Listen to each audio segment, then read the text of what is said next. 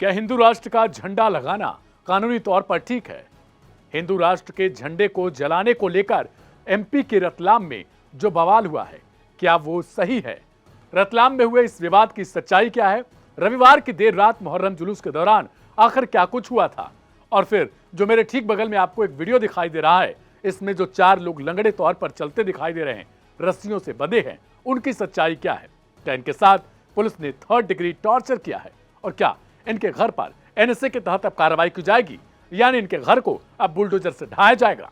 जी हां, मेरा नाम है दिव्यांशु। क्राइम कथा का आज का एक नया एपिसोड है, लेकिन आज के इस एपिसोड में हम एक फिर से उस मामले पर पहुंचेंगे जहां कुछ महीनों पहले क्राइम कथा के एपिसोड में हमने राम गोपाल मिश्रा कांड को लेकर उठाया था। और ठीक ऐसा ही कुछ केस एमपी की रतलाम में भी आ चुका है। वो समय रामनवमी का था और यह समय मुहर्रम का है।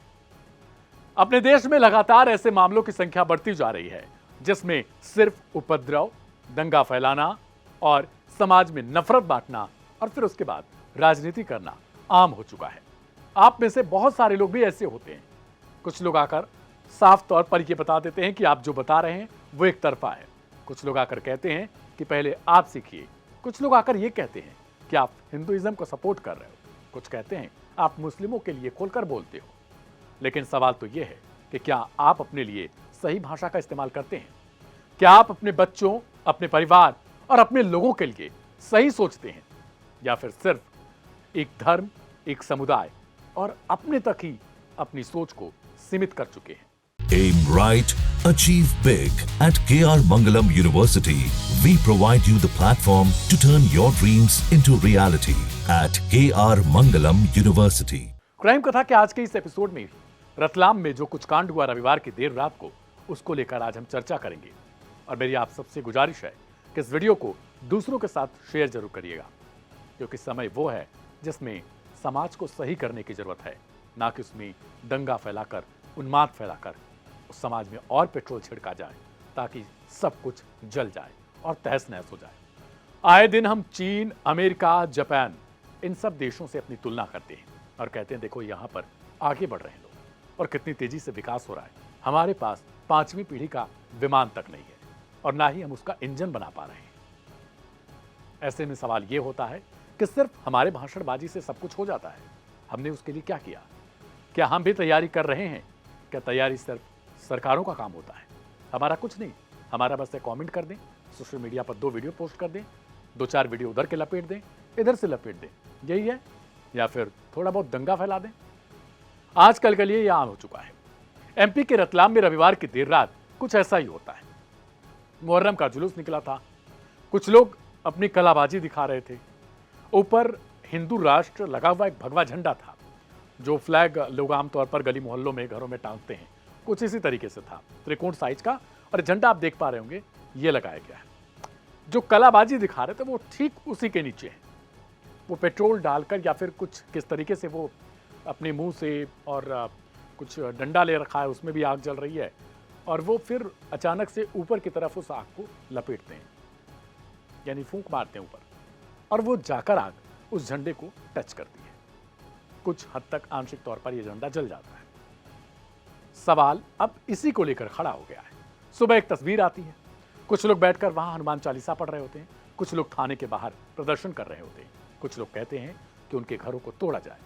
लेकिन इसके बाद एक दृश्य आता है जिसमें साफ तौर पर देखा जाता है कि जो चारों कलाबाजी दिखा रहे थे वो अब लंगड़ा कर चल रहे हैं और पुलिस उनको हथकड़ियां लगाकर घुमा रही है। उनका भी एक जुलूस निकाल रही है। रात में मुहर्रम का जुलूस और सुबह सुबह इन 4 लोगों का जुलूस दोनों जगह पर है। सवाल, अब सिर्फ सवाल बचा है। सवाल यह है, दोनों तरफ से सवाल, मैं सिर्फ एक तरफ से आपको सवाल नहीं दिखाऊंगा। हिंदू समुदाय की तरफ से सवाल जो किया जा रहा है, उनमें कहा जा रहा है कि यह जानबूझकर टारगेट किया गया हिंदू राष्ट्र के झंडे को। ऊपर दिखाई दे रहा है कि झंडा है, लेकिन कलाबाजी हमें वहीं पर दिखानी है जहां पर झंडा है। हमें मालूम है कि आज का समय किस तरीके से बहुत ज्यादा संवेदनशील हो चुका है दोनों समुदाय को लेकर, लेकिन हम कलाबाजी दिखाएंगे तो उसी झंडे के नीचे और आग लपेटेंगे तो उसी झंडे के नीचे। दूसरी तरफ से सवाल आ रहा है कि झंडा जला नहीं था और झंडा क्या कानूनी तौर पर सही है? क्या उस देश में जहां पर हम धर्मनिरपेक्ष होने का दावा करते हैं, हमारा संविधान है धर्मनिरपेक्षता का। तो क्या किसी एक धर्म का झंडा जिस पर साफ तौर पर लिखा हो कि हिंदू राष्ट्र, वो सही है? फिर एक सवाल उठता है कि ऐसे तौर पर जो मुहर्रम जुलूस निकाला गया सिर्फ एक राज्य में नहीं बल्कि कई राज्यों में इस तरीके की कार्रवाई देखने को मिली। एक तरफ बिहार में अजय यादव नाम के शख्स की तलवार से काटकर हत्या कर दी जाती है, दूसरी तरफ कुछ मंदिरों के सामने प्रदर्शन होता है। तो दूसरी तरफ से सवाल आता है कि आपका कहना क्या उचित है? रामनवमी से लेकर दूसरे चाहे होली या फिर कोई और त्यौहार होता है और जब हिंदुओं की तरफ से यात्राएं निकाली जाती हैं तो उसमें मस्जिदों के सामने झंडा लहराया जाता है, मस्जिदों पर झंडा टांग दिया जाता है, कुछ लोग आकर नारेबाजी करते हैं और कुछ लोग खुराफाती गाने बजाते हैं। तो क्या वो उचित है? यानी सवाल दोनों तरफ से लगातार उठाए जा रहे हैं और हम ऐसा माहौल बना रहे जानबूझकर जिसमें दंगा फैले, उन्माद फैले। और शायद गलती से कुछ पार्टियां भी यही चाहती हैं। मैं किसी पार्टी का नाम नहीं लूंगा क्योंकि सारी पार्टियां वही हैं। हो सकता है कि हमारा दिमाग किसी एक पार्टी से मैच करता हो तो हमारे लिए वो पार्टी बेहतर हो जाती है, लेकिन अगर आप इतिहास उठाकर देखेंगे तो शायद पुराने समय से लेकर आज तक, चाहे वो अंग्रेज रहे हों चाहे अब नए वाले हों, वो सब के सब उसी धर्रे पर काम कर रहे हैं। समाज में फूट डालो और राज करो। लेकिन हमारे लिए क्या है? हम ना ही उन बातों को समझ रहे हैं और समझ रहे हैं फिर भी सिर्फ इसलिए हम उस भीड़ तंत्र का हिस्सा बन रहे हैं क्योंकि शायद वो शख्स मेरे समाज का है। अब मैं कुछ कमेंट आपको दिखाऊंगा जो कमेंट इस बात को लेकर किया गया है और उसमें क्या कुछ मांग मुस्लिम समाज की तरफ से किया जा रहा है। कमेंट आपको मैं डिस्प्ले पर दिखाऊंगा भी, पढ़कर सुनाऊंगा भी। इस विवाद के बढ़ने के बाद कुछ कमेंट हैं जिनमें जफर सैफी लिखते हैं कि हिंदू राष्ट्र की कल्पना असंवैधानिक है। गलती से अगर मुस्लिम युवकों से हिंदू राष्ट्र लिखा बैनर जल गया तो यह अपराध नहीं है।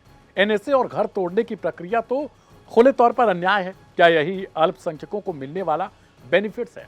ये सवाल केंद्रीय मंत्री किरण रिजिजू से पूछा जा रहा है।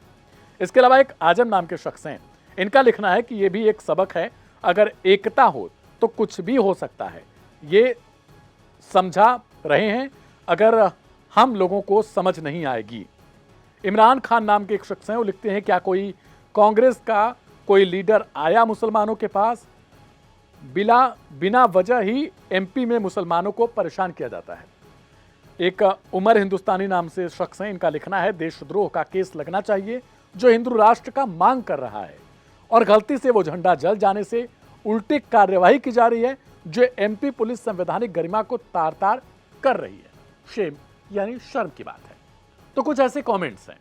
फिलहाल हम आपको पुलिस की तरफ से क्या कुछ कार्रवाई की गई है इस मामले को लेकर प्रदर्शन के बाद, और जो जिन लोगों पर ये बताया जा रहा है कि इनके साथ मारपीट हुई है, 3rd डिग्री का टॉर्चर हुआ है, पुलिस ने किया है, वो भी आप एक पोस्ट देख पा रहे होंगे कि जिसमें ये दावा किया गया है कि इन लोगों के साथ 3rd डिग्री का टॉर्चर दिया गया है और ये जो लंगड़ा कर चल रहे हैं उसी के बाद का परिणाम है। सुनिए पुलिस की तरफ से क्या कुछ कहा गया। आना पड़ा सर। इसमें जो विषय कल रात के आयोजनों के समय अखाड़े के दौरान कुछ ऐसी कार्रवाई हुई है जिसमें जनता सैलाना की जो आक्रोशित हो गई थी और चूँकि मस्जिद के करीब ही एक कोई झंडा लगा हुआ था जिसमें से व्यक्ति उसको देखकर आक्रोशित हुए और इस आक्रोश के कारण जनमानस से एकत्रित हुआ और उनकी मांग थी कि इसमें जो है सख्त से सख्त कार्रवाई की जाए और जो भी इस कृत्य के पीछे लगा है उन पर दंडात्मक कार्रवाई की जाए। कितने लोग के नाम सामने आए सर? इसमें अभी फिलहाल 4 आए हैं और जो भी आयोजक गण हैं हम लोग उन पर भी स्ट्रिक्ट एक्शन ले रहे हैं और उनके ऊपर कड़ी से कड़ी कार्रवाई की जाएगी। तो सर ये बुलडोजर की मांग करें, इस पर क्या रहेगा रूप आपका सर? तो मैंने जैसे आपको बताया कि हम कड़ी से कड़ी कार्रवाई करेंगे। सर एनएसए या रासुका लग सकती है क्या सर इन आरोपियों पर? बिल्कुल आपराधिक रिकॉर्ड होगा तो वो भी कार्रवाई होगी। दूसरा इस तरह की पहली घटना है सर, प्रशासन सबक लेके भविष्य के लिए क्या सुझाव आपके? ये कार्रवाई जो है ये आने वाले जो भविष्य का निर्धारण भी करेगी कि लोग यदि कोई ऐसी कार्रवाई करते हैं तो हम कितनी कठोर कार्रवाई कर सकते हैं, ये उसका एक उदाहरण भी होगा। सर शांति समिति की बैठक में निर्णय लिया था कि धारदार हत्याओं का प्रदर्शन नहीं होगा, इस प्रकार के कर्तव्य नहीं होंगे। उसके बाद भी इस प्रकार के हुआ पुलिस की लापरवाही से अगर ऐसे विषय आया है तो चूँकि 144 के तहत अगर इसमें जो निकला होगा आदेश, तो we will take action against 188 also. Sir अनुमति लेने के पहले आयोजक को सब समझा दिया जाता, उसके बाद भी ये घटना हुई, तो इसका आयोजक के ऊपर कुछ कार्रवाई होगी क्या? बिल्कुल कह रहे हैं, आयोजक गण के द्वारा भी यदि ऐसा कोई कृत्य किया है तो भी करेंगे। फिलहाल आपने ये सुना, लेकिन सवाल आप सबसे है मेरा कि आप क्या चाहते हैं। सोचिएगा, उससे पहले कमेंट मत करिएगा। बिना सोचे समझे कुछ भी लिखना नहीं चाहिए। सोचना ये चाहिए कि जो हम लिख रहे हैं क्या सिर्फ धर्मांध होकर लिख रहे हैं या फिर वास्तव में एक देश के सच्चे नागरिक के तौर पर लिख रहे हैं। हमारा फर्ज क्या है? हमारा फर्ज कुछ नहीं। शायद अब हमारा फर्ज इतना ही बचा है कि अगर एक अपराधी, एक आरोपी हमारे धर्म का है तो मैं अंधा होकर उसका सपोर्ट करूंगा, चाहे मैं हिंदू हूं चाहे मैं मुस्लिम हूं। क्या सिर्फ यही हमारी देशभक्ति है? क्या सिर्फ फेक न्यूज फैलाना, व्यूज बटोरना, पैसे बटोरना, सिर्फ यही हमारी उस भीड़ का हिस्सा हम बन चुके हैं जिस भीड़ में सिर्फ यही काम होता है कि कहीं से आग लगाकर उस भीड़ में हम छिप जाएं ताकि हमारी तरफ कोई न देख सके। लेकिन कहते हैं कि अंततः यही होता है, जो गलत होता है उसको फंसना होता है। एमपी के रतलाम में क्या कुछ हुआ, अब वो सिर्फ अदालत तय कर सकती है कि उसमें किसकी गलती है, क्या है। अगर बिना अदालती फैसले के कोई कार्रवाई की जाती है इसके आगे, तो वो गलत होगा, क्योंकि साफ तौर पर हमारे संविधान में है कि जो भी फैसला लेना होगा वो अदालत लेगी। वही सच और गलत दोनों को तय करेगी कि इसमें झूठ कौन बोल रहा है और कौन सच बोल रहा है। सजा कितनी मिलनी चाहिए, सजा कितने दिनों के लिए मिलनी चाहिए, सजा में आर्थिक दंड क्या होना चाहिए, सजा में जेल कितने दिन का होना चाहिए। अगर आप इस वीडियो को लेकर कुछ कहना चाहते हैं तो उसे कमेंट बॉक्स में जरूर लिखिएगा। क्राइम कथा में कल फिर से मिलेंगे 10 बजे रात को। तब तक के लिए आप सभी का शुक्रिया। शुभ रात्रि, नमस्कार।